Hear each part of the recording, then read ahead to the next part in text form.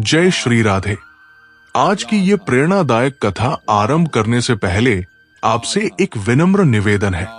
गरुड़ पुराण में कहा गया है कि अधूरी कथा या शिक्षा व्यक्ति के लिए पाप का कारण बनती है। इसलिए कृपया इस कथा को अंत तक अवश्य सुने।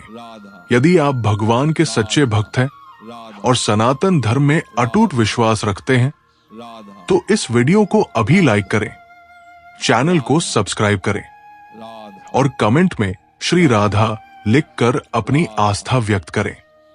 तो चलिए बिना किसी विलंब के आज की ज्ञानवर्धक कथा शुरू करते हैं। श्री कृष्ण की अद्वितीय लीला, नरकासुर का वध। प्रिय भक्तों, आज की इस कथा में हम आपको भगवान श्री कृष्ण की अद्वितीय लीला का वर्णन करेंगे, जिसमें उन्होंने नरकासुर का वध कर संसार को उसके अत्याचारों से मुक्त किया।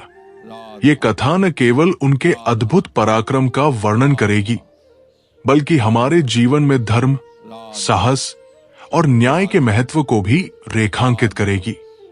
नरकासुर का अत्याचार। नरकासुर एक दुष्ट राक्षस था, जिसने अपने अत्याचारों से समस्त त्रैलोक्य को त्रस्त कर रखा था।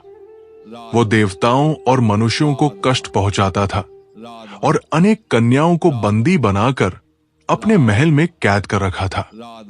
उसकी शक्ति और अत्याचार से सब त्रस्त हो गए थे और सभी ने भगवान श्री कृष्ण से प्रार्थना की कि वे उन्हें इस अत्याचार से मुक्त कराएं। श्री कृष्ण का संकल्प। श्री कृष्ण ने नरकासुर के अत्याचारों को समाप्त करने का संकल्प लिया।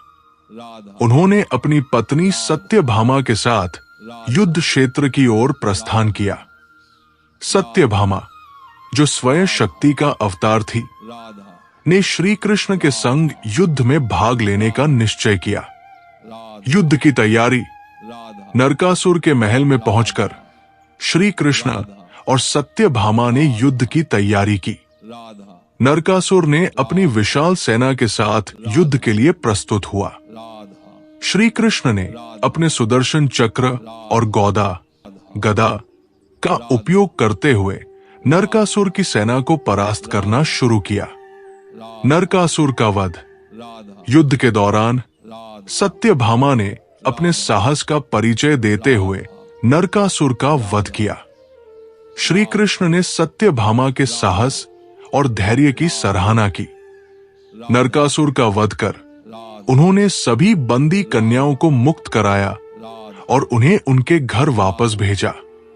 धर्म और न्याय की स्थापना। नरकासुर के वध के बाद श्री कृष्ण ने धर्म और न्याय की स्थापना की। उन्होंने सभी को ये संदेश दिया कि अधर्म और अत्याचार का अंत निश्चित है। उनका ये कार्य हमें सिखाता है कि सच्चा धर्म और न्याय ही संसार को शांति और समृद्धि की ओर ले जाते हैं। आध्यात्मिक संदेश। प्रिय भक्तों, इस कथा के माध्यम से हमें ये समझने को मिलता है कि श्री कृष्ण का जीवन हमारे लिए प्रेरणा का स्रोत है। उनकी लीलाएं हमें सिखाती है कि धर्म, साहस और न्याय का पालन करना हमारे जीवन का कर्तव्य है। अगले एपिसोड में हम आपको भगवान श्री कृष्ण की कुब्जा उद्धार की कथा का विस्तृत वर्णन करेंगे। तब तक अपने मन को श्री राधा और श्री कृष्ण के प्रेम में रमाएं। जय श्री राधे।